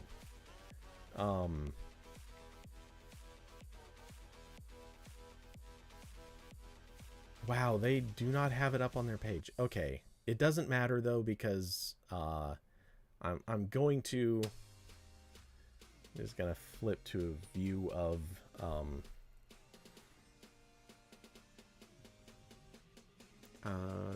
where's that? There we go. These videos are up, and they were, or there is a video up for yesterday. That's when the official launch day or embargo date was. The Zhiyun Smooth 5S AI. It is a gimbal. It is basically the Smooth 5S that has been out for a while now, but they added an AI module. I haven't really gotten to test it yet, but this is the thing that I'm raising some questions. I don't know that it does anything. You've probably heard me mention this, I think last week, and I definitely mentioned it kind of casually during a game stream. I'm really curious if the AI module in this thing actually does anything. Let's see, does he show it all in his video? Yeah. So there's a tiny little AI module that clips or magnetically hooks onto the mount. I haven't had a chance to test it yet. I still need to get photos and stuff and like actually try this thing out for real. But I'm really curious if this AI module does anything, because what stands out to me, and I can't show it off on their website, but the prices... okay, the gimbal comes in one of three packagings. There's basically just the gimbal by itself. There's one where you get a case, the gimbal, the AI module, and a few other things. And then there's an even higher model or higher packaging that is the same stuff plus a couple more accessories, and that one's definitely not worth the price. Anyway, on the Smooth 5S, the previous model, the price points were all identical for each of those packagings. They included the exact same things minus the AI module. So they've added this AI module, which supposedly has a camera inside. It has a battery inside. They added this, but it didn't change the price at all. I can't figure that out. That to me sounds like it might not do anything. Or if it does something, it might not do anything very significant. I don't know yet, but I'm very curious. Anyway, so I will be reviewing this. I am also working on, since this has already been announced, I am not worried about talking about it. Though I cannot... Wait, actually, am I allowed to discuss having... Oh, I don't know if I'm allowed to discuss having it. Okay, doesn't matter. It won't come up for a couple of weeks, so I won't mention it right now. I'll check to see if I can talk about it later. Anyway, so yeah, I've got a lot of reviews kind of lined up, but I'll have more to say on this probably in the next week. Anyway, thanks everyone for coming by, being part of the conversation, and hanging out with me. I'm glad to have seen a nice chatty chat room, and I hope you all Have an excellent rest of the week, rest of certainly tonight, and I will catch you all in the next one. Good night, everybody.